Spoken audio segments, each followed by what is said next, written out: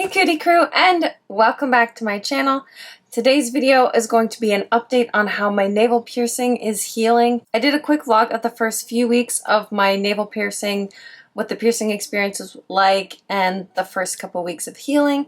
And now that it's been 3 months, I'm going to do another update along with some changes that I'm making to how I'm taking care of it. Please keep in mind that I am not a professional piercer.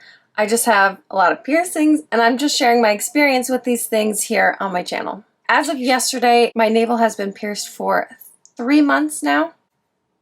Fair warning, getting shots of my navel area is very difficult. Just keep in mind that I was trying my best to get some sort of suitable angles where you could see what's going on.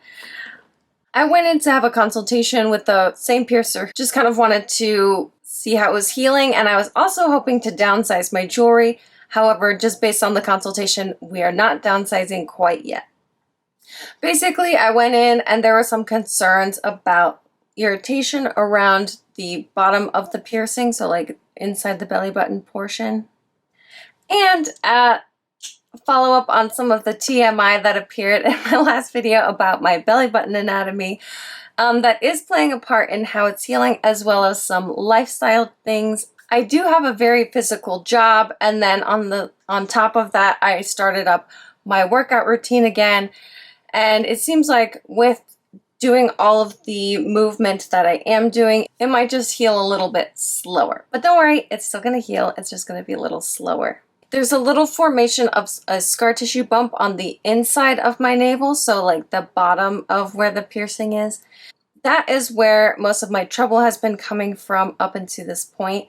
The top of it hasn't really been too upset. Every now and then it'll get red because it'll snag on something. I've snagged the top of the piercing a handful of times, mostly on my belt when I'm wearing a belt. And the other times it was snagged was by dogs who were jumping up on me, and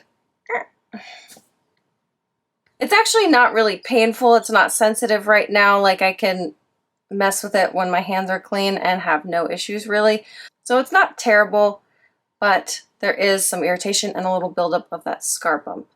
And the piercer was saying that it's still pretty pink and fresh, which means it will most likely deflate or greatly reduce in size because it's not yet like permanent.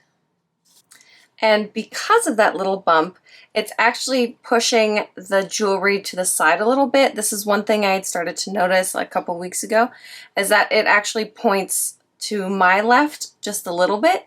They gave me some tips on how to center it a little bit more while it's still in the process of healing so that I don't end up with a sideways navel piercing. When the piercer was looking at it, he did say it looked good and as expected for 3 months of healing, so it's not like anything super abnormal is happening.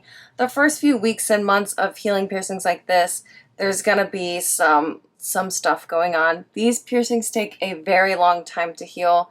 They said to kind of expect a max out at a year, but I picked this year because it's not like I'm going anywhere.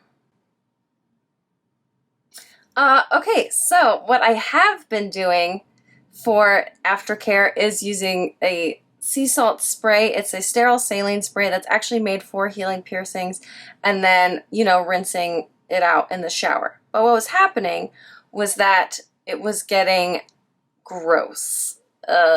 Like, it would smell funny, and then I would have to like clean around my belly button because this like weird skin thing was going on, and it was nasty. And it would just be around my belly button. From personal experience, there was a summer when I was in the pool a lot and the same thing happened, so I figured it was due to moisture and stuff. So then I would go in, I would spray it with the saline solution, and then use a Q-tip to dry up the inside of my navel. That's what I had been doing. So the notes I got from the piercer, he said don't use a sea salt soak, which I hadn't really been doing anyway, but so what he said is to spray the top and the bottom of the piercing with the saline spray. Wait 15 seconds, do it a second time, wait 15 seconds again, and then dry it with a blow dryer. So basically blow dry my belly button, which never would have occurred to me by myself as an option. So I asked, why that instead of using the Q-tips, which I had been using. And basically the reasoning was using Q-tips, you can be a little rough on it and cause irritation of the skin, pull on it while it's trying to heal, not great.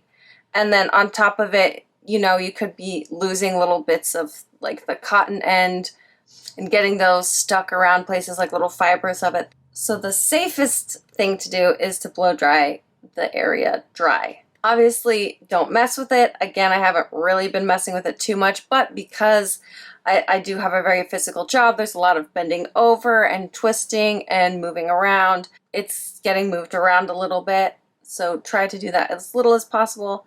One suggestion was to put a gauze pad over it and sort of tape it down so that it's not moving as much during the day, especially since I mentioned it will snag on my belt. And the thing is, the way that it's coming out of my belly button, the top part of the bar comes out a good amount, a very snaggable amount. So the gauze pad suggestion was just kind of to like keep the top more flush with my skin, holding it in place in a way that's more sterile, and that way it also won't get snagged as much if there's that layer over top of it. And because of that like sideways healing that's going on, the final suggestion was to sleep with a band-aid over the piercing, which sounds kind of weird. But basically he said to move the piercing over more from the side it's leaning towards, move it over more. First, set the jewelry to the middle or even over correct a little bit to the other side, and then place just the pad part of the band-aid where that piercing is, and basically hold it in place in a more centered or overcorrected way when I'm sleeping so that it's not constantly pushed to one side and healing that way. That way it'll heal more centered. And then again, because I had gone in there hoping to downsize my jewelry, they did say that once that scar bump deflates more and kind of dries out and hopefully just isn't there at all, then I can go ahead and downsize the jewelry because I really want to get rid of that extra bar that's just snagging on everything. But doing it now would just cause a lot of irritation and not be good for the long term of the healing process.